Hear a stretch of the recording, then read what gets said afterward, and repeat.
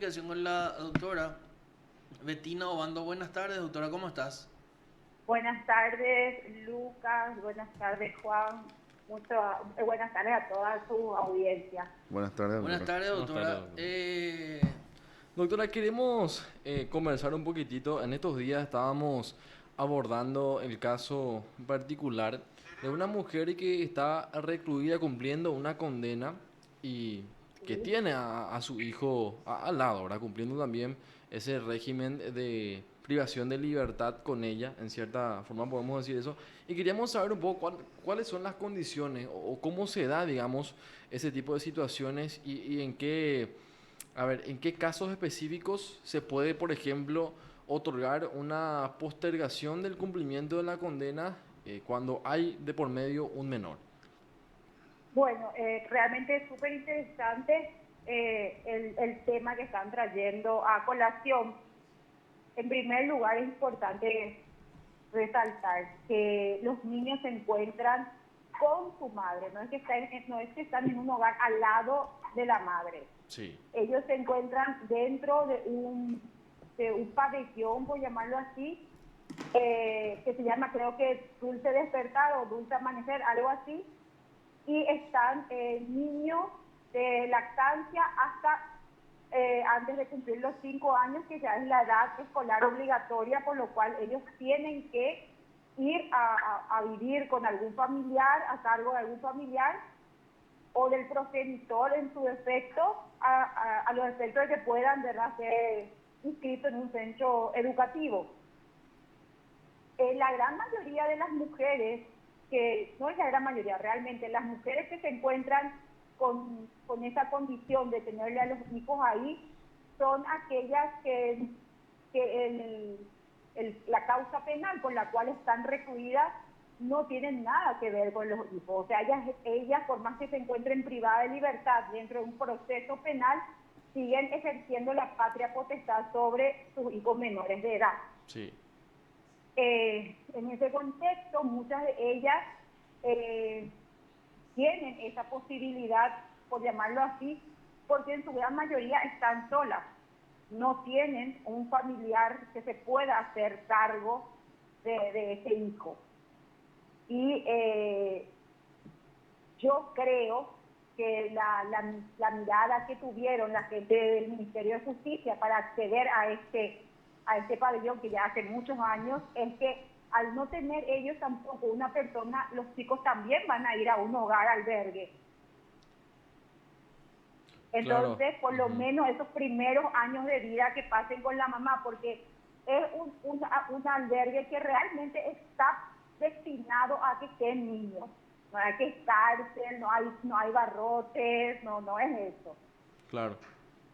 Doctora, ¿y actualmente hay alguna estadística, digamos por lo menos, del Centro Penitenciario de Mujeres Buen Pastor, que es el más conocido, podemos decir, básicamente a nivel país, diría yo, de cuántas madres están cumpliendo, digamos, pena privativa de libertad o están recluidas en algún proceso, en calidad de procesadas, y que tienen un hijo con ellas? Bueno, realmente estadística el Poder Judicial no lo va a tener desde el momento de que ellos no necesitan una orden de un juzgado de la niñez para poder tenerle a su hijo ahí adentro, Ujú. porque ellas mismas están en ejercicio de la patria potestad.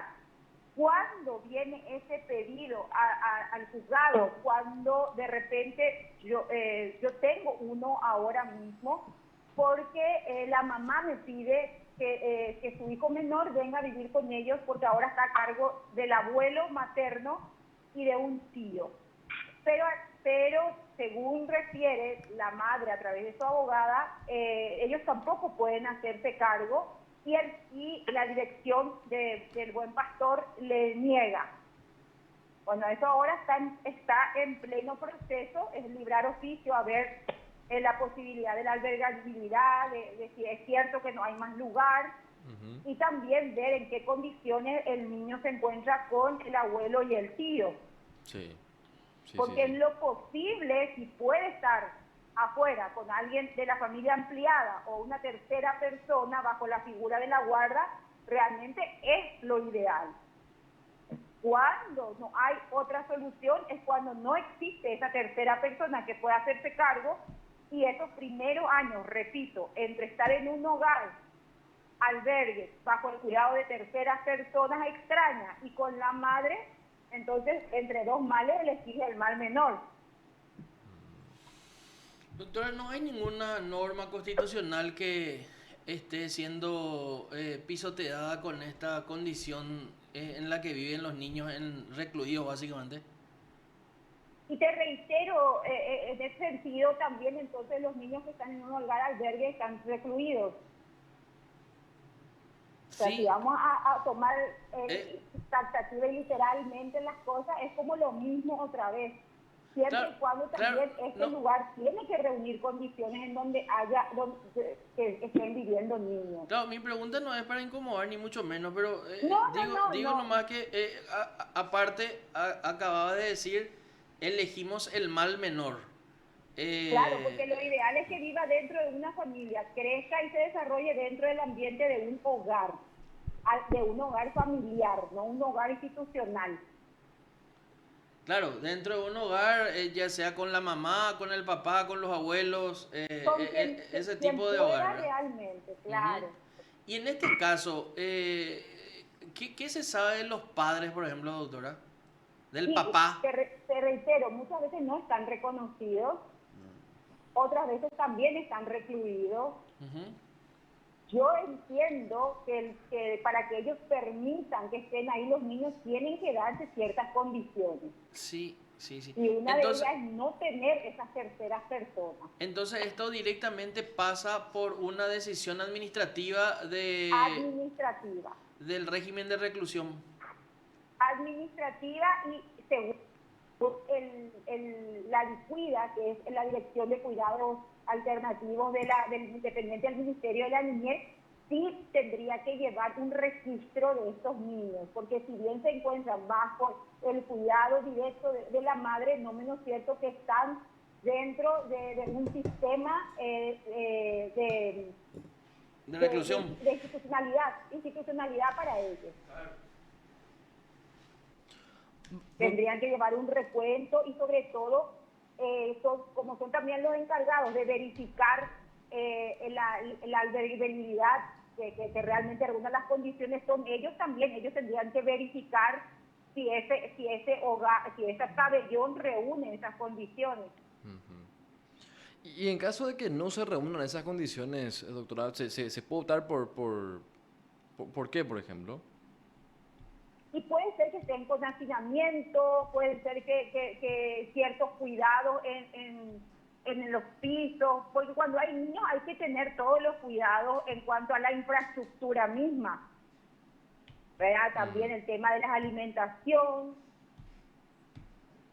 Claro, o sea, se el tiene que tema tener de en cuenta calefacción, muchas más cuestiones, ¿verdad? O sea, no es lo mismo. muchas más comodidades de Sí, que si vos estás nomás recluida como centro penitenciario. sí, sí, totalmente. Ahora, doctora, respecto a la situación, por ejemplo, cuando una madre, por ejemplo, pasa por un problema, ya sea de adicción o a nivel psicológico, ¿qué pasa con la criatura que está con ella? ¿Qué se resuelve en esos casos, por ejemplo? Bueno, no vos me preguntás generalmente, Sí, a no de nivel las que general. están ahí, A ¿verdad? nivel Sí. general, doctor. Bueno, tenemos muchísimo, lamentablemente, de esos casos, muchísimos, muchísimos. Y es, por ejemplo, los centros de salud, nacen los chicos, el centro de salud cuando le van a dar de alta comunican a la defensoría Ujú. que ellos no quieren entregar el alta a la madre por una cuestión de adicción. Sí, Pero también comunican porque ellos, a través de sus trabajadoras sociales y todo eso, ya indagan, o de las personas que acompañan a esa parturienta, indagan quién puede hacerse cargo de la criatura. Entonces, llaman y ponen a conocimiento de la Defensoría, y la Defensoría de la Niñez inicia un juicio de guarda parental en el caso de que sean parientes los que van a hacerse cargo. Normalmente se hace la guarda a favor de los abuelos maternos, pero la madre vive en la casa, solamente que por la adicción vos no sí, podés responsabilizarle del cuidado y de la crianza de esa criatura. totalmente. Totalmente. Y, o sea, eso también entiendo yo, doctora, en casos en los cuales la madre está recluida, entonces. No, en los casos también tenemos casos en que adolescentes no personas menores de edad, pero sí que están con un tema de adicción o un Sí. tema de salud mental, son de repente sus familiares quienes asumen el cuidado bajo la figura de la guarda de esa persona menor de edad, independientemente que la mamá viva en la misma casa. Ya. Doctora, y a ver, en los casos en los cuales, digamos, la condena se puede, digamos, postergar su cumplimiento, o sea, se puede también eso, porque he visto en estos días se planteó, al menos, no sé si es posible, se puede postergar el cumplimiento de una condena, por ejemplo, cuando una de las procesadas, una condenada, tenga o tuvo hace cuestión de días un bebé, o sea, estamos hablando de un bebé recién nacido, o sea, se puede, por ejemplo, resolver en ese sentido. Yo tengo entendido que, no recuerdo bien si fue el año pasado o antepasado inclusive, hubo una persona que ya estaba inclusive condenada que al final se dispuso que cumpla su condena en su domicilio en razón de tener 5 hijos y que nadie podía hacerse cargo de ellos. Tampoco. Entonces, yo te soy honesta, Sí. esto ya es a nivel también jurisprudencial internacional, que se hacen las perspectivas de género, ¿verdad? Porque de repente también, normalmente en nuestro país las mujeres están condenadas en la generalidad por mula, por tráfico. Y Claro. eso también da consecuencia de la vulnerabilidad económica. Totalmente. Doctora, una consulta. Como en el artículo 72 de la Ley de Protección Integral a la Niñez establece que la suspensión temporal de la patria potestad de los padres por hallarse con pena privativa de libertad. Entonces, este caso Pero particular... siempre y cuando esa pena privativa sea con respecto también a los hijos. Yo, por ejemplo, puedo plantear, yo mamá, mi marido o el papá de mi hijo entró por otra cuestión que no tiene nada que ver con mi hijo, puedo plantear una suspensión porque la suspensión puede volver a levantarse una vez que terminen las causas que originaron. Y normalmente eso se da porque la madre tiene que estar pidiendo autorización para viajar, 1000 cosas, porque en ausencia física del papá, ¿verdad? Pero en la realidad casi no se da eso. Sí se utiliza la figura de la pérdida cuando el padre, el progenitor, cometió un hecho contra el hijo. Sí, porque justamente la consulta iba porque el artículo no indica, no No aclara en indica caso... cómo sí es Sí, la pérdida. sí. Y aparte no especifica que el hecho punible sea en perjuicio al hijo de también. menores de edad ni nada. En general, pero en la práctica, te soy honesta, poco o nada es lo que se utiliza esa figura. Ya. Bueno, evidentemente, doctora, entendemos nosotros que es un debate que a veces se tiene que plantear también, o hablar de este tipo Siempre es bueno de poner situaciones. todos estos temas sobre la mesa a los efectos de ir mejorando, ¿verdad? Claro. Y evidentemente, doctora, tenemos por lo menos algunos puntos que mejorar actualmente, ¿verdad? Y tenemos muchísimos. Yo te diría que más que eso tenemos el tema de salud mental en niños, niñas, adolescentes, que hasta el día de la fecha no contamos con un pabellón de atención en psiquiatría. Adicciones también. Siempre el centro de adicciones queda ¿cómo te voy a decir? Con muy pocas camas a nivel país.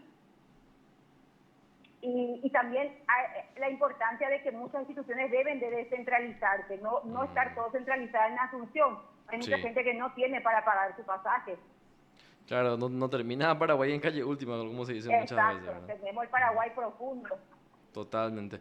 Y bueno, doctora, nosotros te agradecemos mucho por el tiempo, por los datos y por todas las explicaciones. Muy amable, doctora. Cuando gusten. Muchísimas gracias a ustedes también por darle importancia a esos temas. Muchas gracias, doctora. Usted está escuchando PDS. Y era la jueza de la niñez y la adolescencia, Bettina Obando.